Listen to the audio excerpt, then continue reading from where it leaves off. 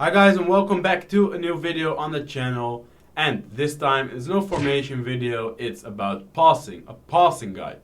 In this video I'll run everybody connected to their level through passing. The first part of the video is going to be the basics, so learning which controls to use, and after that we'll look a bit into the more advanced players to see how you can pass like a pro. So let's get into it. So the first one, the most basic one, is the passing button. It's the X if you play on classic. Every control I'm going to mention is when you play on classic controls. Is this a normal pass?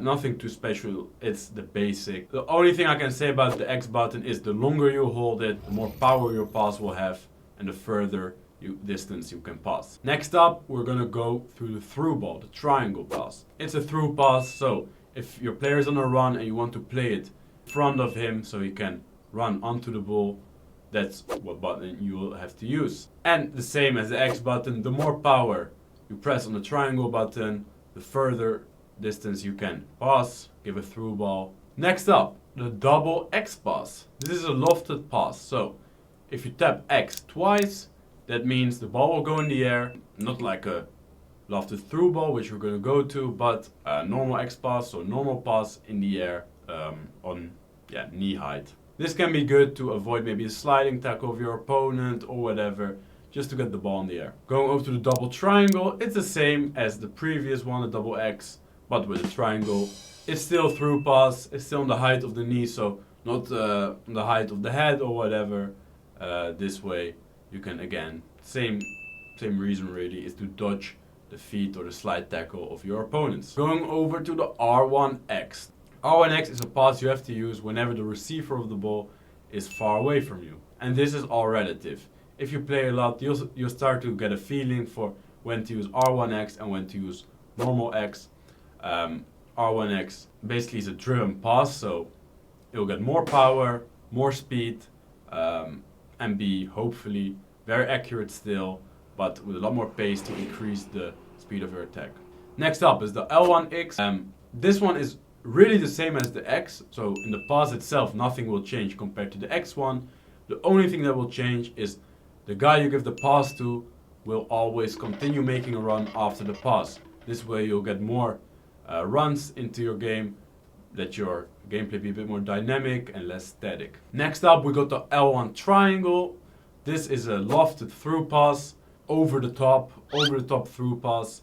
How you can maybe see the best way, as you can see also in the gameplay, it will really go in the air over the defenders in the hope that it finds one of your players. This is really good to use whenever your opponent is aggressive on the wing, or maybe when you want to dink it over the last line of the defense and have a player making a run, maybe you can find them there. Next up is the R1 triangle, and this is a manual pass. This has nothing to do with the through ball, it's a manual pass. If you do this, you also see a circle on the pitch, gives you the indication where that ball will go and will give you the most control possible for your pass. It's really hard to learn, I have to say. I also took like 1 year until I really started using it. If you get used to it in certain scenarios, it's really good, especially if you don't have good passes on the ball. So all in all, the R1 triangle is really worth to use it. Then we've got also the R1 square. This is the same concept but in the air. So with R1 square it's a precision pass as well, but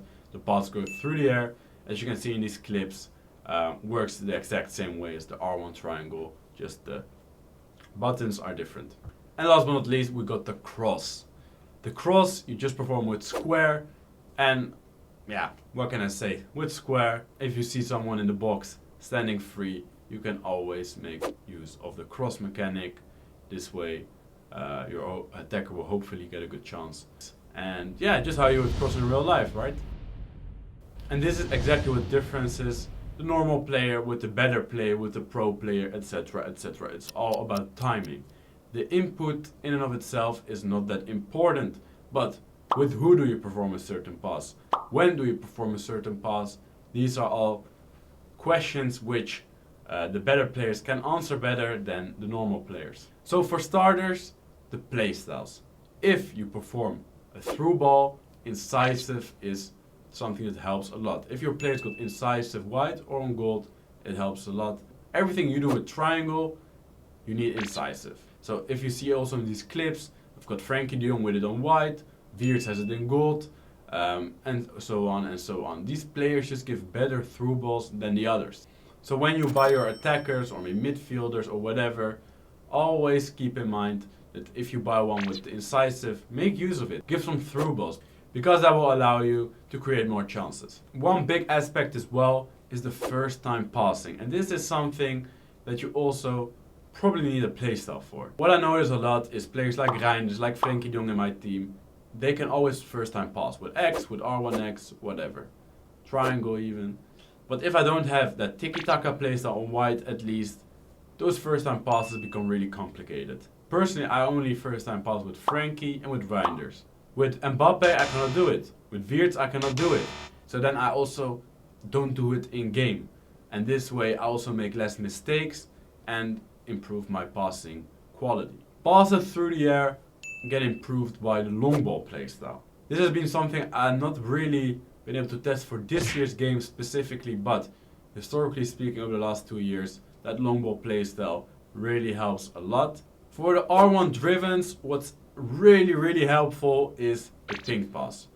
This is not like the incisive one where you really need incisive, or like the tiki-taka one. I think you can perform the driven pass with every player, but you notice where you have that driven on gold, players like Lavelle, like McAllister, that pass just becomes something extra. And for the cross, it's always good to have the whip pass playstyle to have a bit more effect and pace to your cross. As I said, everything is about timing. When you give that through ball, you want your player always to be on the last line. He already has to be on a run and nearing the last line. So whenever you give that through ball, he will cross that last line and go on and score. So just before he gets offside, you need to give that through ball. And this is what I mean with timing. If you give that pass 1 second earlier or 1 second later, we can still press the same button, but it won't be as effective. Stuff like this is something you need to recognize by playing the game a lot, trying a lot, and then watching, of course, videos like this, my gameplay, Levy's gameplay, other Liquid players' gameplay, because I can give you all the instructions I want